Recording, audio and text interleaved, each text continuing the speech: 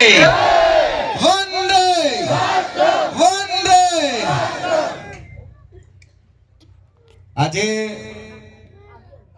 પંચમહાલના ઘોગંબા ખાતે આ કાર્ટૂનની ભૂમિ ઉપર જ્યારે આપણે બધા ગુજરાત જોડો યાત્રા અંતર્ગત પરિવર્તન માટે જ્યારે ભેગા થયા છીએ ત્યારે તમને ઘણી બધી વાત કરવી છે. જે ઘણા બધા મુદ્દાઓ છે જે ગુજરાતના યુવાનો હોય, ગુજરાતનો આદિવાસી સમાજ હોય, ગુજરાતનો પીડિત વંચિત શોષિત સમાજ હોય, તેની સામે આજે ભારતીય જનતા પાર્ટીની ભય, ભૂખ અને ભ્રષ્ટાચારની જે રાજનીતિ છે, જે ડરાવો ધમકાવોની જે રાજનીતિ છે, એ રાજનીતિ વિશે આજે તમને ચર્ચા કરતા પહેલા કહેવાય કે આજે બલિદાન દિવસ છે. 19 ડિસેમ્બર જે આપણા વીર શહીદ જે થઈ ગયા એ રામપ્રસાદ બિસ્મિલ હોય, અશફાકુલ્લા ખાન હોય, એ રોશનસિંહ સોઢી હોય, જેને આ દેશની સ્વતંત્રતા માટે, આ દેશમાં લોકશાહી સ્થાપિત થાય એટલા માટે આ પાયાના કહી શકાય કે પાયાના પથ્થરની જેમ હોમાઈ ગયા, એને આપણે આજે તાળીઓથી પહેલા વધાવી લઈએ. આ ભૂમિ ઉપર એક હાવજ જેવું વ્યક્તિત્વ, અમારા કાઠિયાવાડમાં એવું કહેવાય કે બાકર બચ્ચા લાખ, લાખે બેચારા, પણ સિંહણ બચ્ચો એક અને એકે હજારા. અને એકે હજારા એટલે કે મારા આદરણીય ચેતરભાઈ વસાવા, જે હંમેશા ગુજરાતના યુવાનોના પ્રશ્ન હોય, ગુજરાતના આદિવાસી સમાજના પ્રશ્ન હોય, આ વિસ્તારના જે પ્રાણ પ્રશ્નો હોય, એને સતત કહી શકાય કે સડકથી લઈ અને સંસદ સુધી જે ઉઠાવતા રહ્યા છે, એના માટે જોરદાર તાલીઓ થઈ જાય. એવું જ એક બીજું વ્યક્તિત્વ અમારા કાઠિયાવાડમાંથી અને ભાવનગરની ભૂમિમાંથી આવતું, જેને કહી શકાય કે યુવાનોના જે પ્રાણ પ્રશ્ન, યુવાનોની જે પીડા, યુવાનોની જે વેદના, જે ચિંતા છે, એનું સતત ચિંતન મનન અને સરકાર સાથે આ પ્રશ્નોનું કઈ રીતે નિરાકરણ આવે એના માટે સતત ઝઝૂમતા એવો અમારો તરવૈયો યુવાન એટલે કે બ્રિજરાજભાઈ સોલંકી, એને પણ તાલીઓથી આપણે વધાવીએ.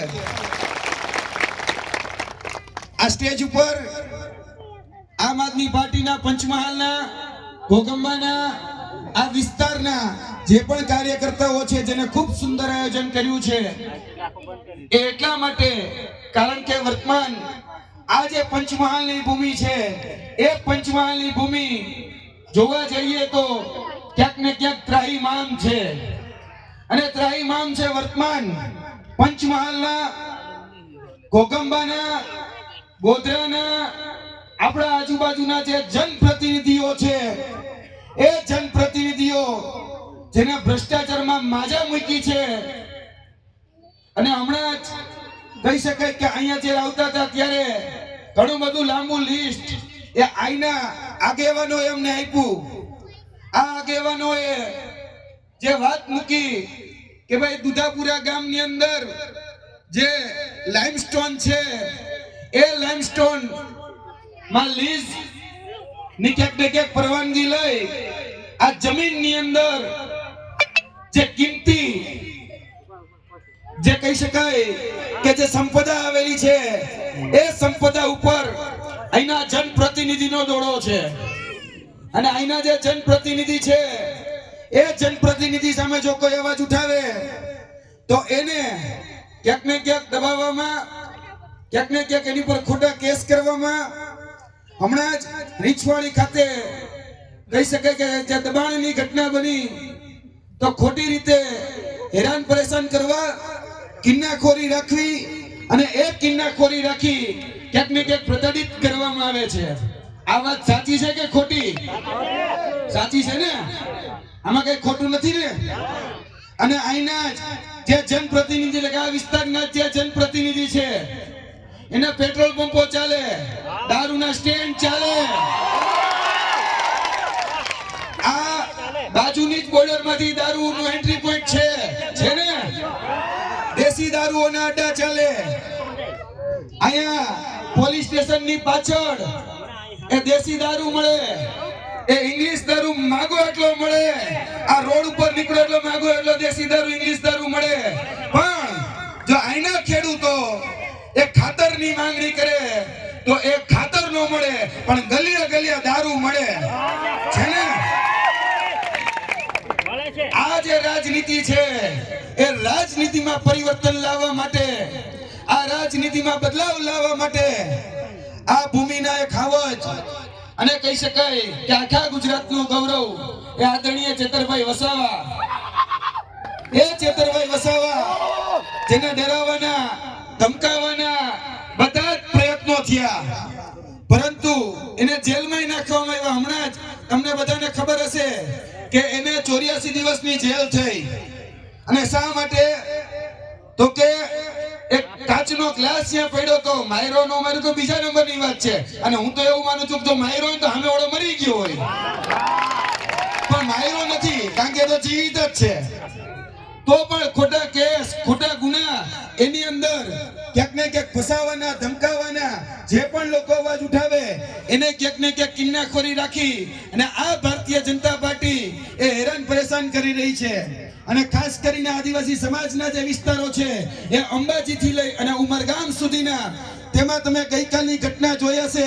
આજથી 2 દિવસ પહેલા અંબાજી પાસે આવેલું ગામ પાડલિયા, અને એ પાડલિયાની ભૂમિ ઉપર જ્યારે આદિવાસી સમાજનું ઘર હતું એ ઘર તોડી નાખવામાં આવ્યું. એનો જે કૂવો હતો એ કૂવો દાટી દેવામાં આવ્યો, જ્યાંથી એ ગ્રામજનો પાણી પીતા હતા.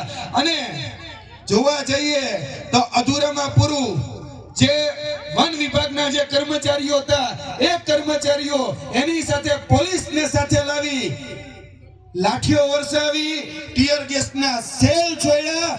તેની સાથે સાથે જે રીતે અંગ્રેજોના જનરલ ડાયરે કહી શકાય કે આપણા ખેડૂતો ઉપર જે રીતે ગોળીઓ વીંધી હતી, એ જ રીતે પાડલિયાની ભૂમિ ઉપર અમે ગ્રામજનો પાસેથી માહિતી લઈને આવ્યા છીએ કે 50 રાઉન્ડ ફાયરિંગ કરવામાં આવ્યું. અને આ ફાયરિંગ આ તો ગનિમત રહી કે બહુ લાંબી ઈજા ન થઈ. અને અત્યારે જે ચિત્ર જે માધ્યમો દ્વારા તમારા સમક્ષ પીરસવામાં આવે છે એ ફક્ત ને ફક્ત એક તરફી ચિત્ર છે. તાલી કોઈ દિવસ એકાથે વાગે નો વાગે ને? આ મેસેજ એ ભારતીય જનતા પાર્ટીને, એ પ્રશાસન તંત્રને, એ વહીવટી તંત્રને કહેવા માંગીએ છીએ કે પેલી તાલી વગાડવા માટે એ તમારા પ્રશાસન તંત્રના અધિકારીઓએ, એ વન રક્ષકના અધિકારીઓએ આદિવાસી સમાજ ઉપર અત્યાચાર કર્યો, એ લાઠી વરસાવી, એ ટીયર ગેસના સેલ છોડ્યા, એ 50 રાઉન્ડ ફાયરિંગ કર્યું અને એને ઉશ્કેરવાનો પ્રયત્ન કર્યો. ત્યારે એ આદિવાસી સમાજે પોતાના સ્વરક્ષણ માટે એ ક્યાંક ને ક્યાંક પ્રતિઘાત કર્યો છે. એટલે જે લોકો એવું કહે છે કે આદિવાસી સમાજ એ હિંસક સમાજ છે, જે લોકો એવું કહે છે કે આદિવાસી સમાજ એ ધમાલિયો સમાજ છે, આદિવાસી સમાજે ક્યાંક ને ક્યાંક હિંસા કરી, પણ ક્યારેય કોઈ એવું નથી કહેતો કે ભાઈ આદિવાસી સમાજને ઉશ્કેરવામાં આવ્યો. આ વિસ્તાર અંબાજી થી લઈ અને ઉમરગામ સુધીના વિસ્તારોની અંદર જે ખનિજ સંપદા આવેલી છે, આ ભૂમિના પેટાળની અંદર જે ખનિજો આવેલી છે, આ ખનિજ માફિયાઓ, આ ભારતીય જનતા પાર્ટીના નેતાઓ અને આ ઉદ્યોગપતિઓની સરકાર છે, એ ઉદ્યોગપતિઓ નો નજર એ તમારી આદિવાસી સમાજની આ જે વિસ્તારની ભૂમિ છે એ ભૂમિ ઉપર રહેલો ડોળો ક્યાંક ને ક્યાંક અબજોપતિઓ, જે અત્યારે પૂંજીપતિની સરકાર છે, એ પૂંજીપતિના ઈશારે આ નેતાઓ કામ કરે છે. અને અહીંયા પણ આજ પંચમહાલની ભૂમિ ઉપર તમે પણ એ વાતના સાક્ષી છો કે ભાઈ કોના કહી શકાય કે ટેન્કરો ચાલે છે, ખનિજ માફિયાઓ કોણ છે, અહીંના જનપ્રતિનિધિ એ ખનિજ માફિયા છે કે નહીં? છે ને? આ ખટારા કોના ચાલે છે? અહીંના જનપ્રતિનિધિના ચાલે છે ને? અને અહીંયા જ બહુ દૂર નથી જવું, હજી 1 વર્ષ પહેલાની જ વાત કરું. કે આપણે ગુજરાતની અંદર સરકારી નોકરીનું નામે તો નાય જ નાખવાનું. કેમ? કારણ કે ગુજરાતમાં સરકારી નોકરી આપણા વિસ્તારમાંથી આપણા બાળકને કોઈને દેવી હોય તો અત્યારે ગુજરાતની અંદર 13 પુલ તૂટ્યા, 34 પેપર ફૂટ્યા, કારણ કે વગર વિચારે આપણે બધા 162 ને ચૂંટ્યા. એના પાપે અત્યારે ક્યાંક ને ક્યાંક આપણે ભોગવી રહ્યા છીએ. અત્યારે જોવા જઈએ તો આ જ બાજુમાં આવેલી પંચમહાલ ડિસ્ટ્રિક્ટ કોઓપરેટિવ બેંક એટલે કે પીડીસી, એ પીડીસી ની અંદર જો તમે નોકરી લેવા જાઓ તો પહેલી વેલી તમારે જો ઓળખાણ વાત ચાલે, તેની સાથે સાથે બીજું જોઈ વગ અને બે વગ, તો કે આર્થિક વગ અને એની સાથે સાથે રાજકીય વગ. જો તમારી પાસે આર્થિક વગ હોય, જો તમારી પાસે રાજકીય વગ હોય તો તમને આ પીડીસી ની અંદર નોકરી મળે કે નહીં? તો જ મળે ને. બાકી તમારી લાયકાત હોય, તમે ગમે એટલું ભણ્યા હોય કે તમારા બાળકો ગમે એટલું ભણ્યા હોય તો એને નોકરી ન મળે. પણ અહીંયા જે સત્તાધીશો બેઠા છે એ સત્તાધીશોએ અમને યાદ છે 6 મહિના પહેલા કે 14 ભરતી કરવાની હતી અને 14 જે લોકોને લેવામાં આવ્યા, એક જ સમાજના એક જ લોકોને લેવામાં આવ્યા, જે એના ઓળખાણવાદના, જે એના પરિવારવાદના લોકો હતા. અમે એની સામે કૌભાંડ ઉજાગર કર્યું અને એ ભરતી પીડીસીએ રદ કરવી પડી. આ પંચમહાલની ભૂમિ એ ખૂબ પવિત્ર ભૂમિ છે. પંચમહાલનું બાળક, પંચમહાલનો યુવાન, પંચમહાલની મહિલા આજે એ પોતાના સ્વ વડે ઊભું થવા માંગે છે. પણ અહીંના જે રાજનેતાઓ છે, અહીંની જે જનપ્રતિનિધિઓ છે, એ જનપ્રતિનિધિઓ અહીંના લોકોને ફક્ત ને ફક્ત ગુલામ બનાવવા માટે જ ક્યાંક ને ક્યાંક રાજ કરી રહ્યા હોય એવું સ્પષ્ટ દેખાય છે. ખોટું બોલું છું કયું કઈ? આ લોકો જે આ ભૂમિ છે એ ભૂમિમાં અત્યારે સૌથી વિકટ પ્રશ્ન આવીને ઉભો છે. કહી શકાય કે આપણા ઉત્તર ગુજરાત થી લઈ રાજસ્થાન, હરિયાણા અને છેક દિલ્હી સુધી રહેલો જે વિસ્તાર એટલે કે અરાવલી, એ અરાવલી જે છે એ અરાવલી ઉપર હવે ઉદ્યોગપતિઓ છે, ઉદ્યોગપતિનો ડોળો ગયો છે. અને એ ઉદ્યોગપતિઓને અરાવલી પર્વતમાળાની હેઠળ જે આવેલી જે ખનિજ સંપદાઓ છે એ અમૂલ્ય, એ ખનિજ સંપદાઓ એ જોઈ છે. ત્યારે એ નેતાઓના ઈશારે અત્યારે એક જજમેન્ટ આપી અને એવું કહેવામાં આવ્યું છે કે 100 મીટર સુધી ઊંચી જે હારમાળા હોય એ જ હવે અરાવલીનો ભાગ ગણાશે, બાકીનો અરાવલીનો ભાગ ગણાશે નહીં. એટલે કે આ જે પર્વત, આ જે કહી શકાય કે સેંકડો જે નદીઓ છે એનું જે ઉદ્ગમ સ્થાન અને ઉદ્ભવ સ્થાન રહ્યું છે, સાબરમતી નદી હોય, બનાસ નદી હોય, લુણી નદી હોય, એ બધી જ નદીઓ અહીંયાથી નીકળે છે. અને આજે ક્યાંક ને ક્યાંક એ અત્યારે પોતાના અસ્તિત્વ માટે એ લડાઈ લડી રહી છે. તો આપણા બધાની ફરજ છે કે આપણે આ જે હારમાળાઓ જે દેખાય છે એ હારમાળાઓ હવે બચાવવી પડશે. કારણ કે પર્વત બચશે તો યાદ રાખજો કે આપણું અસ્તિત્વ બચશે, પાણી બચશે, પાણી બચશે તો ખેતી બચશે, અને ખેતી બચશે તો આપણા બધાનું જીવન બચશે. એટલે વધારે વાત એ નથી કરવી, પણ આવનાર દિવસોની અંદર આ પંચમહાલની અંદર એ જિલ્લા પંચાયત, તાલુકા પંચાયત, નગરપાલિકાઓની ચૂંટણીઓ આવી રહી છે.